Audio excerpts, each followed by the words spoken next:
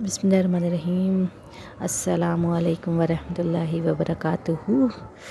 ربی زدنی علما۔ آج کا سبق شروع کرتے ہیں۔ آج ہماری سورہ بروج ہے۔ اعوذ باللہ من الشیطان الرجیم، بسم اللہ الرحمن الرحیم۔ سورہ بروج کی شروع کی آیتیں شروع کرتے ہیں۔ والسماء ذات البروج، بروجوں والے آسمان کی قسم۔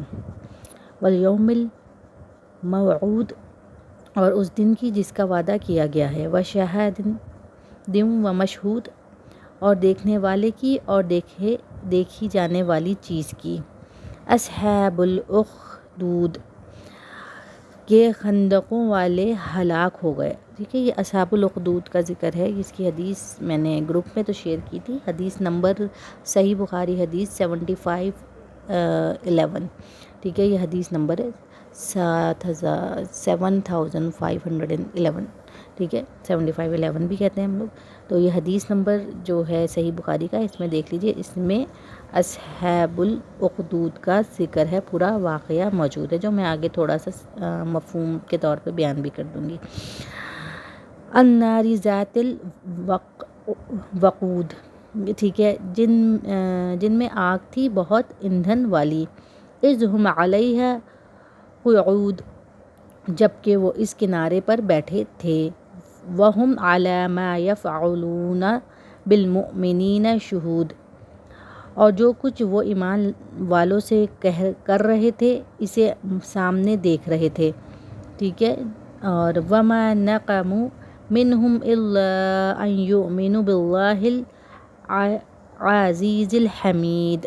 اوکے جی، اور انہی مومنوں کی یہی دشمنی تھی کہ وہ اللہ پر ایمان لائے تھے، جو ہر چیز پر غالب اور قابل ستائش ہے۔ الذی لہ ملک السماوات والارض واللہ علی کل شیء شہید۔ ان الذین فتنوا المؤمنین والمؤمنات ثم لم یتوبوا فلہم عذاب جہنم ولہم عذاب الحریق۔ اچھا جی، یہ دو آیتیں میں نے ایک ساتھ پڑھ لی ہیں، میں ترجمہ کر دیتی ہوں۔ جس کی آسمانوں اور زمین پر حکومت ہے اور وہ اللہ ہر چیز پر شاہد ہے۔ جن لوگوں نے مومن مردوں اور مومن عورتوں پر ظلم اور ستم ڈھایا پھر توبہ بھی نہ کی، ان کے لیے جہنم کا عذاب ہے، اور ان کے لیے ایسا عذاب ہے جو جلا کر رکھ دے گا۔ ان الذین آمنوا وعملوا الصالحات لهم جنات تجری من تحتها الانہار ذلک الفوز الکبیر۔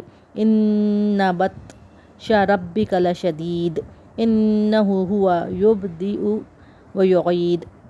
اچھا جی، اب ترجمہ آگے کر لیتے ہیں۔ بلا شبہ جو لوگ ایمان لائے اور انہوں نے نیک عمل کیے، ان کے لیے باغ ہوں گے جن کے نیچے نہریں بہتی ہیں، یہی بڑی کامیابی ہے۔ آپ کے رب کی گرفت یقیناً بڑی سخت ہے۔ آپ کے رب کی گرفت مطلب نبی صلی اللہ علیہ وسلم کے پیغام بھیج رہے تھے، تو گرفت بڑی سخت ہے، اور وہ پہلی بار پیدا کرتا ہے اور وہی دوسری بار پیدا کرے گا۔ ٹھیک ہے، وَهُوَ الْغَفُورُ الْوَدُودُ ذُو الْعَرْشِ الْمَجِيدُ فَعَّالٌ لِمَا يُرِيدُ هَلْ أَتَاكَ حَدِيثُ الْجُنُودِ فِرْعَوْنَ وَثَمُودَ بَلِ الَّذِينَ كَفَرُوا فِي تَكْذِيبٍ وَاللَّهُ مِن وَرَائِهِم مُحِيطٌ بل هو قرآن مجید فی لوح محفوظ۔ اچھا جی، اب میں یہاں سے ترجمہ کرتی ہوں۔ اور بڑا بخشنے والا ہے، محبت کرنے والا ہے۔ اللہ تعالیٰ کے بارے میں بات ہو رہی ہے۔ عرش کا مالک ہے، بڑی ذات، بڑی شان والا ہے، جو کچھ چاہے اس سے کر ڈالنے والا ہے۔ بے شک کیا آپ کے پاس لشکروں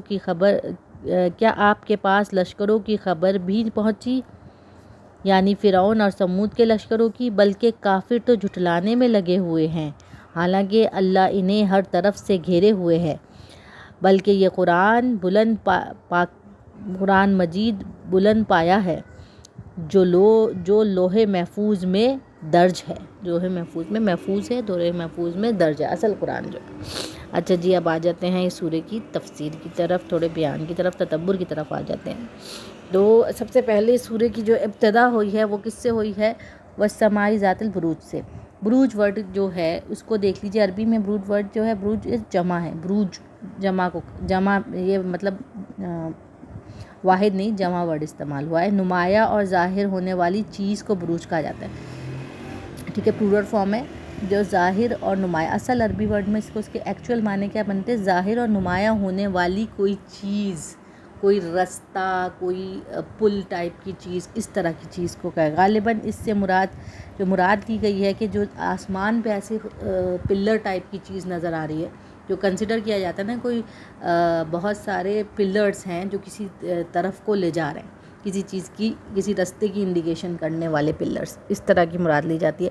یا ادھر ایک اور بھی مراد لی گئی ہے، جیسے لوگوں نے اس سے مراد لی ہے دوسرے مطلب علماء نے، کہ سیارے اور ستارے ہیں. گلیکسی کو بھی مراد لی گئی ہے، ملکی وے گلیکسی کو بھی مراد لی گئی ہے. دونوں چیزیں مراد لی جا سکتی ہیں. ٹھیک ہے، کیونکہ یہ آسمان کی بات ہو رہی ہے، اور آسمان پہ اچھا جہاں تک پلرز کی بات ہے، آسمان پہ ایسے بروج، ایسے پلرز جو نمایاں ہوئے ہیں، وہ 95 میں ایک پکچر نمایاں ہوئی تھی، جو پھر دوبارہ 2014 میں نمایاں ہوئی تھی. وہ پکچر میں نے آگے اس میں لگائی ہوئی ہے، وہ میں آپ کو دکھاؤں گی. تو اس صورت اگر ہم سائنس کے اعتبار سے دیکھیں تو بروج بھی نظر آئے ہیں، ایسے پلرز آسمان پہ، ستاروں کے ہی. ٹھیک ہے، جھرمٹ ستاروں کی ہی وہ گیس نکل رہی ہے اس میں سے، اس کی پوری ایک اسٹڈی ہے جس کی وجہ سے وہ ایک رستہ سا بن رہا ہے جس طرف کو لے کے جا رہا ہے. اچھا، دوسری چیز میں نے آپ کو ایک ویڈیو شیئر کی تھی فرقان قریشی کی، ہاؤ یونیورس کریٹ، اینڈ اس کے اندر 7 یونیورس کی کریشن کا ایک طریقہ، اور 7 آسمان کا کیسے اسکائی بنے ہیں. تو آپ دیکھیں آسمان کے جو 7 آسمان ہیں.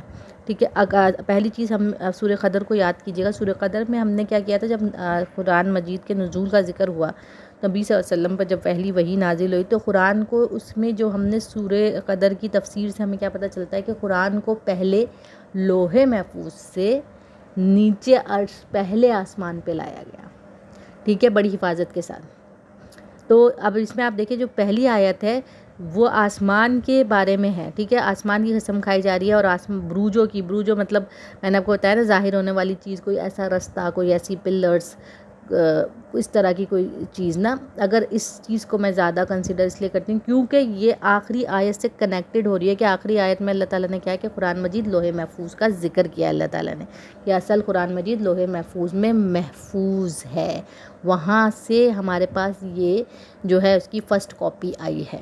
ٹھیک ہے، تو اوریجنل بک کہاں ہے؟ قرآن مجید لوح محفوظ میں. تو اس سے پتہ چلتا ہے، ایک پتہ چل رہا ہے کہ آسمان کی کریشن جو جس طرح سٹیپ بائی سٹیپ ہوئی ہے، اور جو لوح محفوظ پہ جو پھر اللہ کا عرش ہے، اور اس کے رائٹ سائڈ پہ لوح محفوظ جو ہے، لوح محفوظ کے اندر یہ قرآن مجید، اس کو لوح محفوظ کو بھی پاک فرشتوں نے اٹھایا رکھا ہے. ٹھیک ہے، بالکل پاک فرشتوں نے، اور اس پہ اللہ تعالیٰ کے حکم سے سب کچھ لکھا ہوا ہے، جو ایک ایک ذرہ کائنات کا ہر چیز تخلیق جو ہوئی. تو یہ جو لوح محفوظ ہے اس کا ذکر، اور پہلی آیت میں آسمان کا ذکر ہونا، بروج کا ذکر ہونا، نمایاں چیزیں نظر آنے کا ذکر ہونا. ٹھیک ہے، تو میرا دماغ پلانٹ سے زیادہ جو ہے نا بروج کی طرف سے، اسٹارز کے، آسمان کے رستوں کی طرف زیادہ جاتا ہے، کیونکہ پھر لوح محفوظ کا ذکر ہو رہا ہے تو ہمیں ایک چیز کنیکٹڈ ملتی ہے کہ کس طرح قرآن نازل ہوا ہے. اور نبی صلی اللہ علیہ وسلم کا معراج کا واقعہ بھی سب کے سامنے ہے، کہ نبی صلی اللہ علیہ وسلم نے آسمان کی طرف ٹریول کیا تھا، تو کوئی رستے تھے اس کے تھرو ٹریول ہوئے تھے.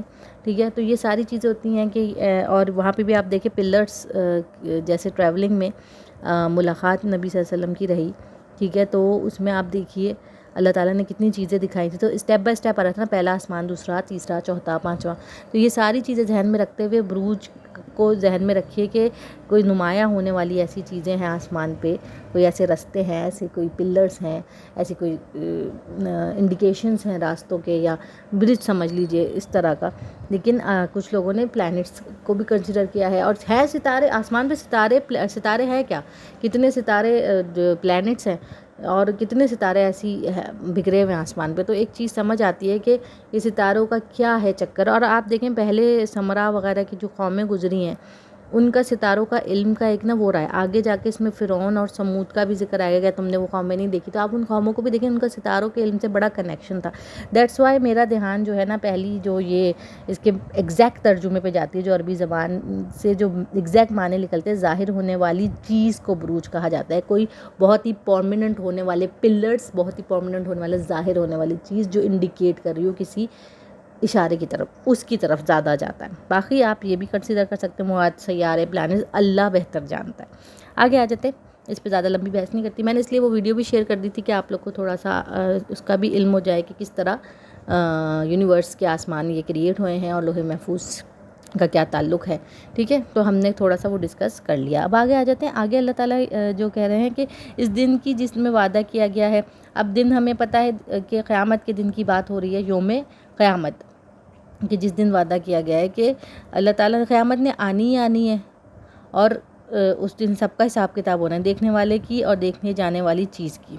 اچھا جی, اصل بات اب جو قصہ آنے والا ہے کہ دیکھے جانے والے کی یہ جو بات ہوئی ہے, اور اصحاب الاخدود کی بات ہونے والی ہے. اب یہاں دیکھیے, جب جس زمانے میں یہ سورہ نازل ہوئی تھی نا, تو مکہ والے ڈس بلیورس بالکل بلیو کرنے کو تیار نہیں تھے کسی بھی بات پہ, اور ان کو بلکہ جتنے لوگ اس وقت سورہ نازل ہوئی ہے, جس وقت خاص طور پہ جو بلیو کر رہے تھے لوگ, ان پہ شدید تشدد, شدید ظلم ہو رہا تھا. اور ہم نے پرانے صورتیں جو کی ہیں اس میں یہ چیز کو کور کیا ہے کہ کس طرح کے ظلم سے ظلم اور زیادتی کی گئی ہے مسلمانوں پہ.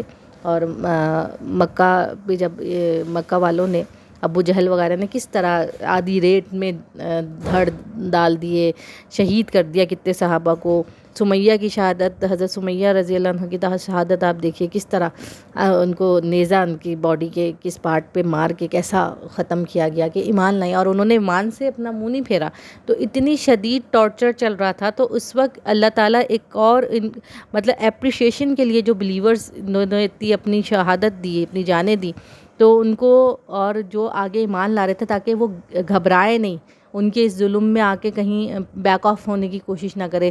تو تسلی ہوتی ہے نا کہ اللہ تعالیٰ کی طرف سے یہ سورہ جو تسلی بخش اور وارننگ انداز میں نازل ہوئی ہے. تسلی بخش کس کے لیے, جو بلیورز ہیں, کہ دیکھو اس سے پہلے بھی جو بلیورز تھے, جو قومیں میں نے نازل کی, اس میں بھی جو بلیورز تھے ان کے ساتھ اس طرح کی زیادتیاں کی گئی ہیں, لیکن وہ ذاتیوں کا بدلہ میں لوں گا. اور جو اس طرح کی ذاتیوں میں جس کی موت ہوتی ہے وہ شہادت کہلاتی ہے. مطلب وہ بظاہر لوگوں کو تکلیف زدہ لگ رہی ہے کہ ہم بڑا ظلم کریں, لیکن اللہ تعالیٰ اس شہید کو بہترین جنت میں مقام دیتا ہے. ٹھیک ہے, تو یہ آپ دیکھیے. تو اس قصے کو میں نے شیئر بھی کیا تھا, اور میں نے حدیث ریفرنس آپ کو بتا دیا. حدیث نمبر 7511 ہے صحیح بخاری کی, تو اس میں آپ کو یہ قصہ مل جائے گا اصحاب الاخدود کا. اصل میں یہ کون تھے, آئیے دیکھ لیتے ہیں کہ یہ کون تھے. یہ تھے ایک, آپ سمجھیے کہ اس زمانے میں مطلب ان کو خیموں, وہ کیا کہتے ہیں, خندقوں والا کھود کے جلانے والے سے بھی مشہور ہیں. یہ دیکھیے تصویر میرے اس پہ آئی ہوگی ڈسپلے پہ, پہلے میں آپ کو بتا دوں یہ وہ بروج کی اوریجنل ٹائپ پکچر ہے. ٹھیک ہے, ناسا میں 95 میں ایک لی گئی تھی, اور یہ 2014 والی ہے, جس کو بڑا ہائی لائٹ کر کے انہوں نے کلرز تھوڑے ڈارکن کیے. ٹھیک ہے, لیکن یہ آپ دیکھیں یہ جو لمبی لمبی سی جو چیز آپ کو نظر آ رہی ہے یہ بروج کہلاتی ہے. آسمان پہ ایسے بروج بن رہے ہوتے ہیں. یہ کریشن آف پلر اس کا نام دیا گیا. ٹھیک ہے, اور قرآن میں آپ نے دیکھیں یہاں پہ بروج ذکر آیا ہوا ہے, تو اس لیے میں نے یہ پکچر سنبھال کر کے آپ لوگ کے لیے یہاں لگا کے رکھی کہ آپ لوگوں کو پتہ چلے. یہ اوریجنل ناسا کی پکچر ہے 2014 کی, 95 کی بھی ہے, لیکن وہ بہت بلرڈ سی ہے. اچھا, ابھی آگے آ جائیے. اب میں قصہ سنا رہی تھی. تو قدیم زمانے میں ایک بادشاہ, کافر بادشاہ ہوتا تھا. اس کے پاس کیا تھا, ایک بوڑھا جادوگر تھا اس کا, جو اس کے لیے بڑے جادو وادو کرتا تھا اور بڑی چیزیں. کیونکہ جادو پہ ان کا اس طرح بڑا ہوتا تھا. اس وقت بھی آپ دیکھ لیں کہ جو جادو تھا نا اس لیول کا جادو ہوتا تھا. آسمان سے جنوں سے جو ہے نا مدد طلب کر کے کچھ نہ کچھ خسا پھوسی کا کانم پھوسی لے کے اپنے آگے پریڈکشن دے دی. ٹھیک ہے, تو یہ ایسے گندے عمل کرتے ہیں جادوگر. کیسے میلے گندے سے ہوتے ہیں, تو وہ شیاطین سے ہیلپ مانگتے تھے. لیکن وہ کیونکہ ایسے بادشاہوں کو تو اپنی بڑی وہ لگتی ہے, تو اس زمانے میں تو وہ بوڑھا ہو گیا تھا اس کا جو جادوگر تھا. تو اس نے کہا کہ مجھے ایک لڑکا چاہیے ہوگا جس کو میں اپنا یہ جادو کا علم سکھا دوں. وہ لڑکا اچھا ان کو پھر ایک لڑکا مل گیا. ٹھیک ہے، بادشاہ نے ایک لڑکا اس کو دیا، اس کے حوالے کیا کہ ایک لڑکا میں یہ تمہیں پرووائڈ کر رہا ہوں، یہ ذہین ہے اور تم اس کو ٹرین کر دو میرے لیے، تاکہ اگر تم مر گئے تو یہ میرا آگے یہ جو بھی وہ جادو سے پہلے ہوتا تھا نا، آپ نے دیکھا موویز بھی یہ لوگ بناتے ہیں کہ کیا پریڈکشن ہے میری حکومت پہ، کوئی ایسا تو نہیں آ رہا، کیا چل رہا ہے.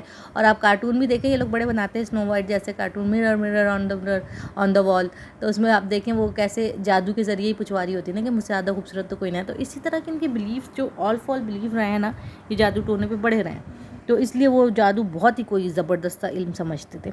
تو وہ لڑکا ہر روز کاہن کی خدمت میں، تو جادوگر کی خدمت میں جا کر کہانت کا علم، جادو کا علم حاصل کرنے لگا.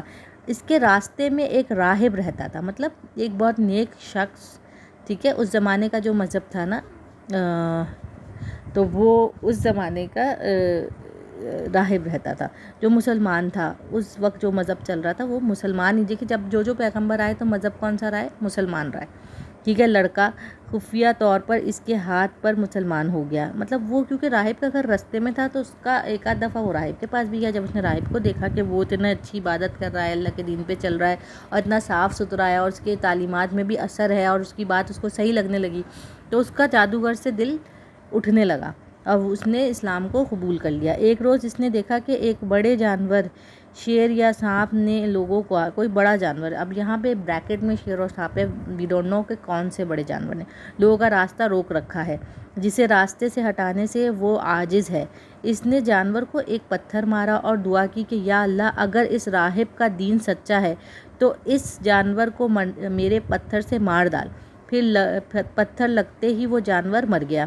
ٹھیک ہے، اس طرح اس کی شہرت ہو گئی اور اس نے دعا کر کے ایک نابینا کی بینائی بھی واپس دلوا دی. بادشاہ کو خبر ہوئی تو اس نے راہب اور اندھے کو قتل کروا دیا اور لڑکے کو مختلف طریقوں سے قتل کرنے کی کوشش کی، مگر وہ قتل نہ ہوا. آخر لڑکے نے خود ہی بتایا کہ مجھے اس طور پر قتل کر سکتے ہو. چنانچہ مطلب اس لڑکے نے پھر خود ہی تدبیر اس کو بتایا نا کہ دیکھو تم مجھے اتنا مارنے کی کوشش کر رہے ہو لیکن ہر بار میں بچ جاتا ہوں، تو میں تمہیں چنانچہ خود بتاتا ہوں کہ کس طرح، کیونکہ اصل میں اللہ تعالیٰ نے، وہ اللہ کا نیک بندہ بن چکا تھا، تو اس نے اللہ سے دعا کرتا تھا. وہ لوگ جب بھی کوئی لوگ اس سے علاج یا شفا اس کے ہاتھ میں اللہ نے دی تھی تو وہ بتانے کچھ لوگ اپنا علاج کرانے یا کوئی بھی پرابلم لے کے آتے تھے کہ ہمارا یہ صحیح کر دو، وہ صحیح کر دو. تو اس وقت وہ لڑکا کیا کرتا تھا؟ وہ کہتا تھا کہ میں نہیں کرتا، یہ اللہ تعالیٰ کا کرم ہے، اللہ تعالیٰ کرنے والا ہے اور اللہ کے کرم سے تم ٹھیک ہوگے. تو لوگ اس کی یہ بات سن کے اور اللہ کے کرم سے جب کوئی شفا مل جاتی تھی بیماری میں تو اللہ پہ ایمان لے آتے تھے کہ ہاں واقعی انسان تو ناچیز ہے، اصل تو اللہ تعالیٰ کرنے والا ہے. تو یہ برداشت بادشاہ کو نہیں ہو رہا تھا، تو اس وجہ سے اس کو طرح طرح کے اس نے جو ہے ڈیٹیل میں قصہ ہے، آپ کو میں نے حدیث بتا دی، اس میں دیکھ لیجیے گا. میں نیچے لنک میں قصہ شیئر کر دوں گی، ٹھیک ہے، تو وہ بھی کوئی ریڈ کرنا چاہے تو پورا قصہ وہاں سے ریڈ بھی کر سکتا ہے. اور جو میں نے 7 آسمان کی کریشن کی بات کی تھی اس کا لنک بھی انشاءاللہ میں نیچے فرقان قریشی کا کوشش کروں گی شیئر کر دوں، ٹھیک ہے. اب آگے آ جائیے. تو آگے کیا ہوا کہ اب نا اس نے بادشاہ کو خود ہی کہا کہ میں آپ کو بتاتا ہوں آپ مجھے کس طرح قتل کر سکتے ہیں. تو اب کیا، چنانچہ اس نے سلیب پر لٹکا کر اس لڑکے کی تجویز کے مطابق اس بادشاہ کو اس نے کہا کہ تم بسم اللہ رب حضا الغلام پڑھ کر اپنے تیر مارنا، اور وہ لڑکا اپنے رب کے نام پر قربان ہو گیا. ٹھیک ہے، تو اس بادشاہ نے جو اس نے پہلا تیر مارا تو مطلب یہ دعا پڑھ کے اس نے تیر مارا بسم اللہ رب. ٹھیک ہے، تو کیا ہوا، وہ تیر کیونکہ اللہ کے نام سے اس نے شروع کیا تیر بادشاہ نے کہ اللہ کے نام سے یہ لڑکا جو ہے ختم ہو جائے. تو کیا ہوا، جب بادشاہ نے یہ پڑھ کے تیر مارا تو وہ تیر لڑکے کو لگا بھی اور لڑکا آن دی اسپاٹ شہید ہو گیا. یہ منظر دیکھ کر لوگ لڑکے کے رب پر اب بجائے اس کا الٹا امپیکٹ پڑ گیا، کیونکہ لڑکے نے بڑی سوچ سمجھ کے یہ کام کیا تھا کہ جب یہ میرا اللہ کا نام لے کے یہ تیر چلائے گا اور میری موت ہو جائے گی تو کیا ہوگا، لوگ خود ہی مان لے آئیں گے. کیونکہ اس کو پتا تھا جب میں لوگوں سے یہ بولتا ہوں کہ اللہ تعالیٰ کرنے والے تو لوگ خود اسلام میں داخل ہوتے چلے جاتے تھے، مسلمان ہوتے چلے جاتے تھے.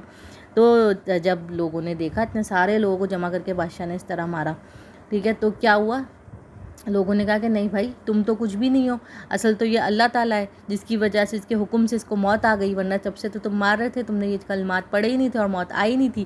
بس پھر لوگوں نے دھڑا دھڑ ایمان اور تیزی سے، اب کوئی بادشاہ کو ماننے کو تیار ہی نہیں. چنانچہ بادشاہ کو یہ سارا منظر دیکھ کر لوگوں کا یہ دیکھ کر غصہ آیا. اب اس نے فیصلہ لوگوں کو دھمکانا شروع کیا. اس پہ اس نے کیا کیا، خندق کھدوائے اور خندق کھدوا کے نیچے آگ لگوائیں اور کہا کہ جو اگر مجھے خدا نہیں کوئی مان رہا تو ان کو آگ میں بھیج دو، پھینک دو. اور آپ یقین جانیے اس زمانے میں اتنا ان لوگوں کا ایمان اتنا، یا پیپل آف ڈچ جن کو کہا جا رہا ہے، ان کا ایمان اتنا زیادہ تھا پکا کہ بالکل ایگزیکٹلی مکہ میں جیسے نبی صلی اللہ علیہ وسلم جب اپنی تبلیغ کر رہے تھے اور صحابی جو ایمان لا رہے تھے ان کو جب شہید کیا جا رہا تھا، وہ اللہ کے کلمے سے ہٹ نہیں رہے تھے اور شہید ہو جانا پسند کر رہے تھے. اسی طرح یہ لوگوں کا قصہ بھی ایسا ہی ہے کہ یہ لوگ اللہ کے اس کو اللہ ماننے کو تیار نہیں تھے اور اپنے دین سے، اپنے فیتھ سے ہلنے کو تیار نہیں تھے اور انہوں نے آگ میں کودنا پسند کیا.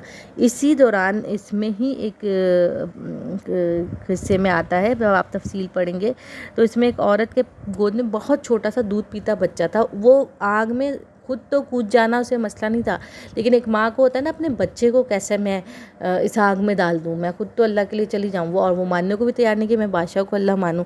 تو اس کو نا تھوڑی سی گھبراہٹ ہوتی بچے کے لیے کہ مجھے جب آگ لگے گی، میں تو اس کو اپنے درد کی نہیں تھی، اس کو تھا کہ میرا معصوم بچے کو کتنی تکلیف ہوگی. ایک ماں اپنے بچے کی آپ خود سوچ لیجئے کیسے تکلیف دیکھ سکتی ہے. تو اللہ تعالیٰ کے حکم سے وہ بچہ، ٹھیک ہے، جو بچہ گود میں تھا، یہ بھی آتا ہے حدیث میں، وہ بچہ جو گود میں تھا اس نے اپنی ماں کو تسلی دلائی. اس نے اپنی ماں کو بولا کہ یہ جو ہے آگ جو ہے یہ جہنم، یہ جو آگ ہے آپ یہ مت ڈریے کہ یہ آگ جو ہے مجھے کوئی نقصان پہنچائے گی، یہ آگ تو ان کے لیے آگ ہے، اصل میں تو یہ جنت کا راستہ ہے. جب بچے نے اس طرح بولا تو وہ ماں نے فوراً بچے کو لے کے اس آگ میں کود گئی. تو اللہ تعالیٰ نے، کیونکہ وہ گھبرا رہی تھی، تو اس عورت کو تسلی دلانے یہ ایک معجزہ اس وقت کیا ان لوگوں پہ. یہ بھی ایک ذکر کیونکہ ملتا ہے، میں نے علماء سے سنا ہے تو میں نے کہا آپ کو سنا دوں. تو مولانا طارق مقصود کے اس میں تو یہ کافی انہوں نے بیان کلیئر کیا ہوا تھا، اور میں نے انجینئر محمد علی مرزا میں بھی یہ بیان سنا ہے کہ اور بچہ بول اٹھا تھا.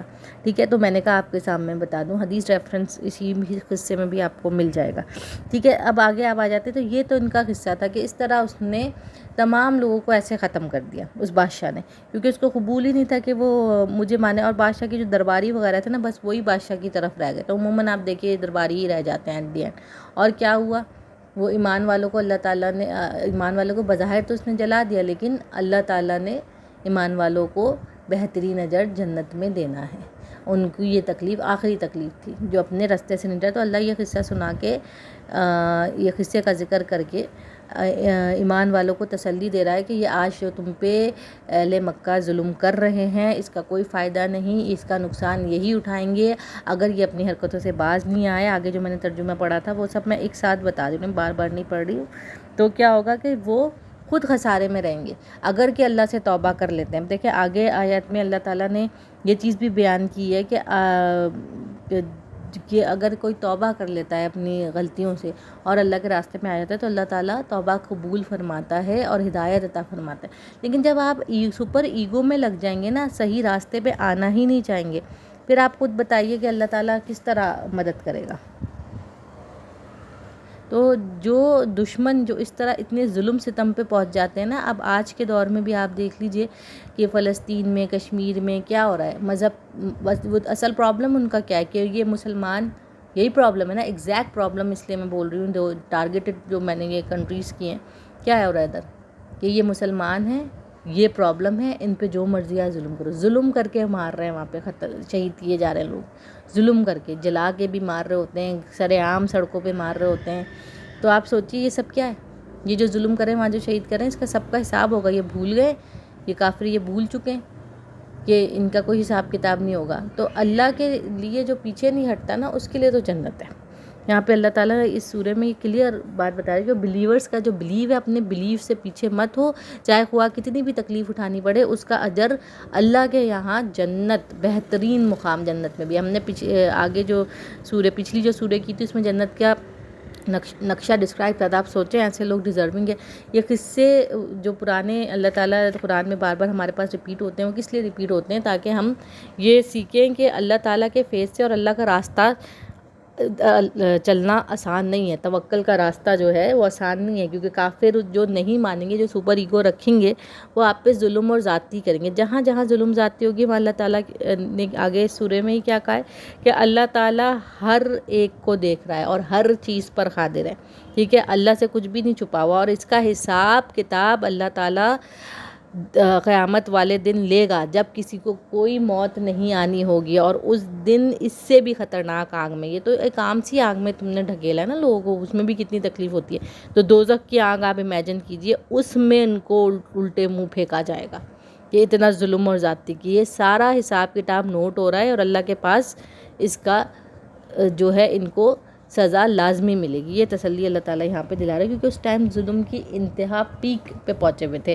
بجائے کہ ایمان لانے کے اہل مکہ فل پیک پہ ظلم کر رہے تھے، اسی طرح کا کاٹ دے رہے، چیر رہے، ریت پہ گھسیٹ رہے تھے باندھ کے، اونٹوں پہ باندھ کے اور پیروں پہ اینٹیں باندھ کے ایسے گھسیٹتے ہوئے. اور اتنی گرمی، آپ صحرا کی گرمی امیجن کیجئے، تو اس طرح گھسیٹ گھسیٹ کے مارا گیا ہے، بھوکا رکھ رکھ کے مارا گیا ہے، خوب ٹارچر مطلب کیا گیا ہے. تو اس پہ اللہ تعالیٰ یہ تسلی سنا رہا ہے کہ پہلے بھی ایسے ہو، اس لیے ان کا ذکر آیا ہے. اب آگے آپ آ جائیے، آگے کیا بات آ رہی ہے اس کے اندر وہ دیکھ لیتے ہیں. اچھا، یہ 13 آیتوں تک تو میں نے آپ کو ڈسکرپشن دے دی کہ کیا کیا باتیں آ رہی تھی کہ اللہ تعالیٰ نے مومن مرد عورتوں کے ساتھ جنہوں نے بھی ظلم و ستم کیا ان کا عذاب جہنم ہے، اور جنہوں نے یہ عذاب سہا اور بلیورز ہیں، میں نے آپ کو بتایا ان کو جنت کا وعدہ ہے، اور جنت میں بہترین نہروں بحری ہوں گی، اور ان کو بہترین مقام دیا جائے گا جہاں پہ خوبصورت نہریں بہتی ہوں گی، خوبصورت ایک جنت کے باغات ہوں گے. ان کے یہ جو سیکریفائز انہوں نے اللہ کے لیے کیا ہے، جو نیک اعمال کرتے رہے ہیں، جو لوگ نیک اعمال کریں گے وہ جنت میں کے باغوں میں جائیں گے، بہترین جنت کے مقام ملے گا ان کو. تو اب آ جاتے ہیں جو 13ویں 34ویں آ جاتا ہے، وہ کہہ رہی ہے اور بڑا بخشنے والا، محبت کرنے والا ہے. اب اللہ تعالیٰ کی صفات بیان ہو رہی ہے کہ اللہ تعالیٰ رحمان، محبت، ودود، ٹھیک ہے. تو اللہ تعالیٰ محبت کرنے والا ہے، کہ بہت محبت کرنے والا ہے، عرش کا مالک ہے، ٹھیک ہے، اور بڑی شان والا ہے. مطلب اللہ تعالیٰ ایک تو پہلے محبت ہے، مطلب وہ صفات اللہ کی بیان ہو رہی ہے کہ دیکھیں اللہ تعالیٰ صرف جلال اور ظلم کرنے والا نہیں ہے. اللہ تعالیٰ کوئی انسان خود اپنے پر ظلم کرتا ہے. جب آپ غلط کام کریں گے اور غلط کرتے جائیں گے، اس پہ ندامت بھی نہیں ہوگی، شرمندگی بھی نہیں ہوگی، معافی بھی نہیں مانگیں گے، تو پھر جا کے پہلے اللہ ڈھیل ہی دیتا ہے، پھر جا کے اللہ تعالیٰ سزا دیتا ہے. تو آپ امیجن کیجئے اگر غلطیاں ہو بھی گئیں اور بندہ اللہ سے معافی مانگتا ہے، تو اللہ اپنے بندے کو اپنی کریشن سے اتنی محبت کرتا ہے کہ اس کو بخش دیتا ہے. اور وہ بڑی شان والا، یہ اللہ کی شان ہے نا کہ اتنی غلطیوں کے باوجود، اتنے ظلم زیادتی کے باوجود بھی کوئی پلٹ جائے اور اللہ سے معافی مانگے تو اس کو بخشش مل جاتی ہے، ٹھیک ہے. تو اس کو دوزخ کا ٹھکانہ نہیں ملے گا. لیکن اگر نہیں، انسان خود اپنے پر ظلم کرتا ہے کہ پھر غلطی نہیں مانتا، آپ اوپر ایگو میں رہتا ہے کہ میں نے غلط نہیں کیا، میں ہی بڑی توپ چیز ہوں، تو اس کے بعد یہی ہوگا. اس کی مثال یوں سمجھ لیجیے، ایک چھوٹا بچہ کوئی غلطی کرتا ہے اور اپنی غلطی وہ نہ مانگے ضد میں، جو ہم کہتے ہیں نا ضدی ہو گیا ہے، نہیں غلطی مان رہا بچہ، ٹھیک ہے. تو پھر آپ کیا کرتے ہیں، اس کو پنش دیتے ہیں کہ یہ ایسے نہیں مان رہا، بولنے سے نہیں مان رہا، 3 دفعہ 4 دفعہ 5 دفعہ، پھر آپ کہتے ہیں اس کو اب سزا دینی پڑے گی، اب سے اس کا نوٹی پوائنٹ بنے گا، اس کو سزا ملے گی، پھر وہ جا کے بات کو مانتا ہے. تو سزا دینی پڑتی ہے نا. تو آپ اسی طرح سوچئے کہ ہم غلطیاں کرتے ہیں، اگر معافی مانگ لیں، اپنے آپ کو غلطی غلط مان لیں، تو بنا سزا کے آرام سے بخشش ہو جاتی ہے. لیکن جب نہیں مانیں گے تو سزا تو ملنی ہی پڑے گی. تو اور پھر آگے اسٹارٹ ہو رہا ہے، اور جو کچھ چاہے اسے کر ڈالنے والا ہے. اللہ تعالیٰ کے اختیار میں سب کچھ ہے جی. اللہ تعالیٰ ہر کچھ کرنے والا ہے، ہر شے، مطلب ہر چیز اللہ تعالیٰ کے ہاتھ میں ہے، اور اللہ کے حکم سے ہر پتہ ہلتا ہے. ہم یہ سانس بھی لے رہے ہیں، آج ہم یہ بول بھی رہے ہیں، سب کچھ دیکھ بھی رہے ہیں، ساری چیزیں، ہر نعمت، ہر چیز، دنیا کی ایک ایک چیز، یونیورس کی ہر چیز، سب کا مالک ہے، اور ہر چیز اس کے حکم سے ہلتی کرتی اور سب کچھ کرتی ہے. اچھا، پھر آگے قوم کا ذکر آ رہا ہے، قوم میں فرعون کی قوم کا اور سمود. ہم پہلے بھی فرعون کا ذکر کر چکے ہیں، اور قوم میں سمود کا. دیکھیے یہ بڑی طاقتور قسم کی قومیں تھیں، بڑی انٹیلیجنٹ. دونوں کی چیزیں آپ دیکھ لیجیے، قوم سمود سے زیادہ طاقتور اور کوئی ایسی تراشنے والی، عاد اور سمود دونوں کو لے لیجیے. لیکن یہاں سمود کا ذکر ہوا تو قوم سمود سب کو پتہ ہے، اونٹنی والی قوم، اور وہ کیا، پہاڑ تراش کے، پہاڑ کو تراشنا کوئی آسان چیز نہیں تھی، اور اس کے اندر بلڈنگز کو بنایا کرتی تھی، اپنے گھروں کو بنایا کرتی تھیں، اور بہت طاقتور تھی. لیکن کیا ہوا، اللہ کو نہ مانا، اللہ کی نافرمانی کی، تو ان کا حال کیا ہوا، ختم. آج اس جگہ پہ کچھ بھی نہیں ہے، کچھ بھی آباد نہیں ہو، اللہ کا عذاب ہے. اسی طرح فرعون کو دیکھ لیں، فرعون کی لشکر، اتنا بڑا لشکر تھا فرعون کا، اور فرعون اپنے آپ کو خدا کا دعوے دار بنتا تھا، خدا بنتا تھا نا ایکچولی فرعون تو. اور اس کا کیا حشر ہوا؟ اس کا حشر ایسا ہوا کہ آج تک اس کی لاش کو اللہ تعالیٰ نے عبرت بنا دیا آنے والی نسلوں کے لیے. آپ مصر میں جائیے، فرعون کی لاش کو دیکھیے، ممی دیکھتے ہیں فرعون کی، اور آج تک وہ ایسی بھیانک طریقے سے پڑی ہوئی ہے وہاں پہ ممی، لوگوں کے لیے عبرت بنی ہوئی ہے. کوئی لوگ دیکھ رہے ہیں، عبرت سیکھ رہے ہیں، کچھ سیکھ رہے ہیں، کچھ فن کے لیے دیکھ رہے ہیں. ارے واہ اتنی پرانی ممی، مطلب مذاق بنا ہوا، سکون تو ہے نہیں اس کو. بڑا تم خدا بنتے تھے، تمہاری تو لاش ہی اللہ نے مذاق بنا دی. تو ایک عبرت کے لیے رکھی ہوئی آنے والے وقت کے لیے کہ ایسی قوم گزری اپنے آپ کو اتنا سمجھنے والی، اور یہ دیکھ لو اس کی لاش. وہ جگہیں عاد اور سمود کی آپ دیکھ لیجیے، ہر جگہوں پہ جائیے ویرانیت ہے، کچھ بھی آباد نہیں کیا اللہ تعالیٰ نے. جن کو ایسے برباد کیا اس جگہ کچھ بھی آباد نہیں ہوا. تو کیا ہوا؟ وہاں سے سبق کیا ملتا ہے کہ یہ تو کے حساب سے ہم بات کر لیں تو حالانکہ یہ کافر ان کو بھی جھٹلا رہے ہیں. یہ سب دیکھ کے ان کو بھی یہ قصے پتہ تھا. ایسی بات نہیں ہے کہ ان کی اپنی کتابوں میں بھی جو پہلے ایمان پرانا مذہب تھا تو اس میں جو عیسیٰ علیہ السلام کا مذہب تھا اس کے اندر بھی تو یہ قصے آئے ہوئے تھے، لیکن اس کے باوجود وہ جھٹلا رہے تھے. ٹھیک ہے، تو نشانیاں بھی ملنے کے باوجود جھٹلا رہے تھے. تو یہ ساری چیزیں کہ کافر نے پھر بھی جھٹلانا ہے تو پھر وہ بھگتے اپنی سزا. اور حالانکہ اللہ تعالیٰ انہیں ہر طرف سے گھیرے ہوئے، مطلب اللہ تعالیٰ تو ہر چیز پہ قادر ہے نا، ہر جگہ موجود ہے. تو حالانکہ اللہ تعالیٰ نے ان کو ہر طرف سے گھیرا ہوا ہے، کیونکہ ہر چیز اللہ کے حکم سے ہوتی ہے، تو ان کو اللہ کو ماننا ہی ماننا ہے. یہ ہر طرف سے، مطلب یہ بھی جو کھا رہے پی رہے سانس لے رہے ہیں چل رہے ہیں اور جو کر رہے ہیں سب چیزیں، یہ سب گھرے میں اللہ کے ہی نظر میں. ٹھیک ہے، اب آگے آپ آ جائیں. بلکہ یہ قرآن بلند پایا ہے جو لوح محفوظ میں درج ہے. اب اللہ تعالیٰ نے جو قرآن کے بارے میں یہاں ذکر کیا کہ میں نے یہ جو قرآن اتارا ہے نبی صلی اللہ علیہ وسلم پہ، جس کا پیغام نبی صلی اللہ علیہ وسلم سب کو پہنچا رہے تھے، یہ سب سے بلند ترین کتاب ہے اور آخری کتاب ہے. اور یہ اصل کتاب جو ہے لوح محفوظ میں، یہ اللہ کی کتاب ہے، اللہ کا کلام ہے، اللہ نے لکھی ہے، اور اس میں کوئی چینجز نہیں لا سکتا. یہاں پہ بھی جو کتاب ہے اس میں بھی ہم چینجز نہیں کر سکتے. اور لوح محفوظ میں یہ آلریڈی لکھی ہوئی ہے، وہاں سے نازل ہوئی، وہاں محفوظ پاک صاف فرشتے اٹھائے کھڑے ہیں لوح محفوظ میں. واٹ از لوح محفوظ؟ آپ یہ دیکھ لیجئے. لوح محفوظ اللہ کی وہ کتاب، قرآن مجید لوح محفوظ میں لکھا ہوا، جہاں اللہ تعالیٰ سب کچھ لکھتا ہے، حکم دیتا ہے پین کو، اور وہ پین سب کچھ لکھتا ہے. جو انسان ابھی تک پوری دنیا کی جو بھی کریشن ہوئی ہے سب کچھ اس میں محفوظ ہے لوح محفوظ میں. تو وہیں پہ یہ قرآن بھی محفوظ ہے، اور قرآن وہیں سے نازل ہوا. اب سوال ہی پیدا ہوتا ہے، لوگ کہیں گے قرآن پھر وہیں سے نازل ہوا تو ہم گناہ بھی کر رہے ہیں، تو وہ تو پورے اللہ کو پتہ ہی ہے. بھائی آپ دیکھیں قرآن جس طرح نزول ہوا، قرآن پورا ایک ساتھ نبی صلی اللہ علیہ وسلم پہ کبھی بھی نازل نہیں ہوا، وقتاً فوقتاً صورتیں. اب یہ میں نے آپ کو بتایا مکی صورتیں، سچویشن کیا کر رہی تھی، بہت ظلم چل رہا تھا، اللہ تعالیٰ نے وہ صورت نازل کری. ٹھیک ہے، ایسی بہت سے سورہ قریش نازل ہوئی کس وقت، سورہ کوثر نازل ہوئی کس وقت، سورہ ضحیٰ نازل ہوئی کس وقت، ہر طرح کی صورتیں وقتاً فوقتاً. یہ تو ترتیب دی گئی نا بعد میں حضرت عثمان رضی اللہ عنہ کے دور میں. ٹھیک ہے، تو قرآن تو وقتاً فوقتاً نبی صلی اللہ علیہ وسلم پہ ٹکڑوں میں نازل ہوتی رہی ہے، سچویشنل انداز میں. تو آپ یہ سوچ لیجیے لوح محفوظ کا جو بھی طریقہ کار ہے ہم نہیں جانتے، اللہ جانتا ہے کہ کیسے لکھنا ہے، کیا لکھتے ہیں اللہ تعالیٰ، کس طرح لکھتے ہیں، کیا طریقہ ہے. ٹھیک ہے، تو وہ اللہ بہتر جانتا ہے. ہماری چوائسیز پہ ڈیپینڈنٹ ضرور ہے بات ہماری، کہ قرآن بھی قسطوں میں نازل ہوا، کوئی وجہ ہی ہے نا، اس کے پیٹرن کچھ ایسا ہے لکھنے کا. لوح محفوظ پہ لکھے جانے کے پیٹرن کچھ ایسا. آپ دیکھ لیے میتھس کی کتاب کا اپنا پیٹرن ہے اور انگلش کی کتاب کا اپنا پیٹرن ہے. میتھس کی کتاب کو انگلش کے پیٹرن میں نہیں آپ پڑھ سکتے. اسی طرح لوح محفوظ کا جو پیٹرن ہے وہ ایسا ہے کہ اللہ تعالیٰ نے ایک ساتھ پورا قرآن نازل نہیں کر دیا کہ یہ پتہ ہوگا کہ یہ مان ہی نہیں لائے گا، یہ ہوگا. نبی صلی اللہ علیہ وسلم پہ ایسا نہیں اترا. ان کو حکم دیا گیا کہ تبلیغ کرو، جس نے ایمان لانا ہوگا وہ مان لائے گا، جس نے نہیں لانا ہوگا وہ نہیں لائے گا. ابھی تک 3 صورتیں ہم اس پہ کر چکے ہیں.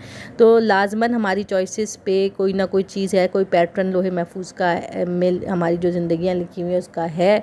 تو آپ قرآن سے ہی دیکھ لیجیے، قرآن ایک ساتھ پورا نازل نہیں ہوا. یہ میرا اپنا ایک وہ سمجھا میں اس لیے رہی ہوں کہ لوگ یہ سوال کرتے ہیں پھر ہم گناہ کیوں کر رہے ہیں، وہ بھی اللہ کو ہی پتہ تھا. ہماری چوائسیز ڈیپینڈ کرتی ہیں. اللہ نے ایک حد تک ہمیں کامن سینس دی ہے، اور انسان کے اندر ہے ہی یہ صلاحیت کہ اس کے اوپر چوائسیز آتی ہیں. تو لوح محفوظ میں لکھنے کا انداز، اللہ کی اس کتاب میں لکھنے کا کیا انداز ہے کیا نہیں ہے ہم نہیں جانتے. اس میں بہرحال سب لکھا ہوا ہے، تو اس کا ایکٹ کیسے اپون ہوتا ہے، کیا ہوتا ہے، یہ ہم نہیں جانتے. بہرحال لوح محفوظ کے کانسیپٹ کو میں ایک چھوٹی سی ایگزامپل دے کے آپ کو ضرور سمجھاؤں گی. کہ یہ آپ سوچیے کہ آپ کے سامنے کوئی فرینچ فرائز رکھے ہوئے ہیں اور آپ کہیں گے کہ ہاں یہ فرینچ فرائز میرے پیٹ میں جائیں گے کیونکہ میرے لوح محفوظ میں لکھے ہیں. تو یہ ایسے نہیں جائیں گے. آپ ہاتھ سے لے کے کھائیں گے، سیدھے ہاتھ سے کھائیں گے، الٹے ہاتھ سے کھائیں گے، کیچپ لگا کے کھائیں گے، یا آگے آپ کے ساتھ کوئی بندہ بیٹھا ہوا ہے، آپ کا شوہر ہے، آپ کا بھائی ہے، آپ کی بہن ہے، آپ کی امی ہے، وہ آپ کے منہ میں ڈالیں گی. کسی طریقے سے تو آپ کھائیں گے اس کو، تبھی وہ آپ کے پاس جائے گا. تو کوئی ایکٹ کرنا ہوگا آپ کو. ٹھیک ہے. اب وہ ویدر آپ سیدھے ہاتھ سے کھا کے دعا پڑھ کے کھا کے اپنا اعمال نامے میں اچھا لکھواتے ہیں یا برا، اس لیے 2 فرشتے بھی رکھیں. تو تھنک اباؤٹ اٹ کہ لوہے محفوظ کا کوئی پیٹرن ہوگا، ٹھیک ہے، جس سے ہمارا ایکٹ کا بڑا گہرا تعلق ہے. تو اس لیے اللہ تعالیٰ نے قرآن بھی قسطوں قسطوں میں اتارا ہے. یہ میں اس لیے سمجھا رہی ہوں کیونکہ میرے پاس ایسے سوال آ چکے ہیں اور آتے رہتے ہیں کہ نہیں پھر تو وہ سب لکھا ہوا ہے. اور حضرت عمر کا بھی قصہ یاد کر لیجئے کہ ایک قیدی پکڑا گیا تھا اور اس نے کہا کہ قاتل تھا وہ، اس نے کہا میں نے قتل کیا، اور اس نے اپنے آپ ڈیفینڈ میں یہ پیش کیا جو میرے لوہے محفوظ میں لکھا ہوا تھا. تو حضرت عمر نے اسے جواب دیا اگر لوہے محفوظ میں یہ لکھا ہوا تھا نا تو لوہے محفوظ میں تمہاری پھانسی بھی لکھی ہوئی تھی. تو یہ چیز دیکھیے، یہ صرف شیطانی وسوسہ ہوتا ہے. اللہ تعالیٰ کا قرآن کی ترتیب آپ دیکھ لیجئے، قرآن کس طرح نازل ہوا اس طرح کوئی کتاب نہیں لکھ سکتا. یہ اتنی ڈیپ کتاب ہے کہ جب سمجھو نئی چیز سمجھ آتی ہے، ایسی کوئی کتاب نہیں ہے. دوسرا آپ دیکھ لیجئے کہ لوہے محفوظ کا جو انداز ہے، ہماری چوائسیز کیا ہیں، ہمیں چوائسیز کیوں دی گئی ہیں، کیوں ہمیں ایسی زندگی گزارنی ہے، جانوروں کو اس طرح کیوں دی گئی ہے. اللہ نے ڈیسائیڈ کیا، یہ سب لکھا ہوا ہے. ویدر وچ پیج ہم کھولتے ہیں اور صحیح اور غلط کا فیصلے پہ ہمارا وہ لوہے محفوظ میں جو لکھا ہے وہ لکھا ہے. صحیح فیصلہ کریں گے، غلط فیصلہ کریں گے، لیکن کوئی ایکٹ پہ ہمارا ڈپینڈنٹ ہے، یہ بات کو سمجھیے. تو اللہ سب کچھ جانتا ہے. اللہ سے ہمیشہ اچھی تقدیر کی، اچھے فیصلوں کی دعا کیجیے. کہنے کا مقصد یہ ہے اللہ کی یہ بات بتانے کا لوہے محفوظ کی کہ اللہ سے ہی مانگیے، آپ کے رحم مانگیے، اللہ سے ہدایت مانگیے اور اللہ سے صحیح فیصلے کرنے کی توفیق مانگیے، اپنی صحیح چوائسیز کرنے کی توفیق مانگیے. جزاک اللہ. اللہم صلی علی محمد و علی آل محمد کما صلیت علی ابراہیم و علی آل ابراہیم انک حمید مجید. اللہم بارک علی محمد و علی آل محمد کما بارکت علی ابراہیم و علی آل ابراہیم انک حمید مجید.